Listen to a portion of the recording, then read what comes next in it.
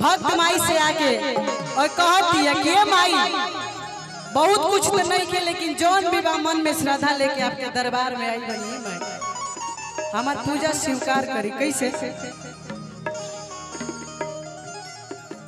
भक्त माई से कहती है कि नारियल चुनरिया लेके